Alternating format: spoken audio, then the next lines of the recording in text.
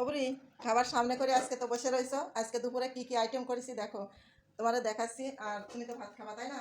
এই দেখো আমি একটু বসে নিই, বুঝছো, দুধ ভাত করে। আজকে দুপুরে কি কি রান্না করছি দেখো। এটা হচ্ছে কলমি শাক ভাজি করেছি। কলমি শাক তো তোমার পছন্দ তাই না? হ্যাঁ। আর এটা হচ্ছে বরবটি ভাজি। এই যে আজকে দুপুরে 3 পদের ভাজি হয়েছে, বরবটি ভাজি এটা। আর এটা হচ্ছে আমার মজার একটা, মানে আমার ফেভারিট বুঝছো খাবার এটা। কারণ এগুলো দিয়ে আমি 1 প্লেটের জায়গায় 2 প্লেট ভাত খেয়ে ফেলতে পারি, আমার এত পছন্দ। কারণ এটা হচ্ছে পাটের শাক। পছন্দ তোমার? খেয়ে দেখো কেমন মজা না? কারণ এই পাটের শাক আমার কাছে হেভি মজা লাগে। আমার ছোট ছেলেকে স্কুলে নিয়ে গেছিলাম, পথে দেখি যে বিক্রি করছে, তো 3 আটি কিনে নিয়ে আসছি, 3 আটি ভাজি করছি, এটুকু হয়েছে। আর এই পাটের শাক শহরে একটু কমই পাওয়া যায়, টাউন বাজারে, কিন্তু গ্রামে অ্যাভেলেবেল। তারপরেও কিন্তু আমার কাছে খাইতে বেশ মজা লাগে। এই জন্য আরেকটা রান্না করেছি হচ্ছে পাকা টমেটো দিয়ে। এটা তেলাপিয়া মাছ দিয়ে আর আলু দিয়ে পাকা টমেটো দিয়ে পাতলা ঝোল করেছি। এটা আমার কাছে বেশ পছন্দ লাগে, আমার ছেলেটা বেশ খেতে পছন্দ করে।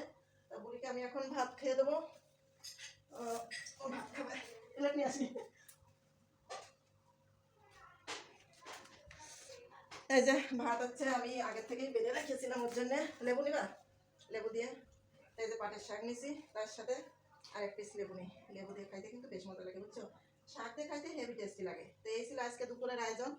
দুপুরবেলা আজকে এগুলোই রান্না করেছি।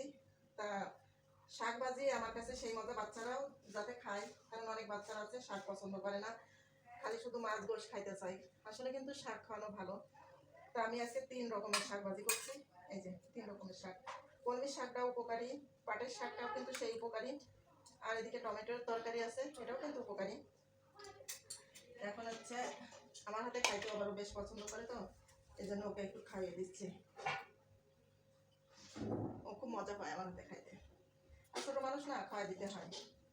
খাই দিলে একটু পেটটা ভরে খায়, আর একা হাতে খাইতে গেলে তেমন একটা খাইতে চায় না, চাপ মাও করে খায়। তা আমার কাছে মনে হয় কি যে বাচ্চাদেরকে বেশিরভাগ একটু শাক খাওয়ানো ভালো। মজা হয়েছে তাই না? খুব মজা হয়েছে। আমার কাছে মানে কেমন যেন একটা বাসনা পায় পাটের শাকের। একটা ঘ্রাণই অন্যরকম, সত্যি। আমার কাছে খুব মানে ঘ্রাণটা অন্যরকম লাগে, ভালো লাগে পাটের শাকের ঘ্রাণ। খেতে বেশ মজা লাগে। ওকে খাওয়াই দিয়ে আমি খাবো। আর আমার ছোটো ছেলেরা আজকে পরীক্ষা দিতে গেছে, এখনো আসে নাই, আসবে। এই যে 2-1 গাল ভাত খায়, তার বেশি খাইতে চায় না, এই জন্য হাত দিয়ে দিয়ে খাওয়াতে হয়। এই হচ্ছে সমস্যা। আর কারণ আর আমার ছোটো ছেলেটা হচ্ছে ঝোল তরকারিটা বেশি খাবে, 1 পিস মাছ নেবে আর 2-3 পিস আলু নেবে, নিয়ে দিয়ে খাবে। কিন্তু হচ্ছে ও মানে কোনো সবজি খাইতে চায় না। তা আজকে মনে করছি যে 3 প্রকারের ভাজি করেছি, 3 প্রকারের ভাজি দিয়েই ওকে ঠাসিয়ে ধরে হলেও খাওয়াই দেবো। কারণ ওর শরীরটাও এরকম, মানে আমার মতো না, এর মধ্যে এরকম কাবু খাইলে এ যেরকম খাইতে চায় না, ঠেসে ঠেসে খাইতে হয়। আমার ছেলেটারও ওরকম, মানে খাইতেই চায় না কোনো খাবার।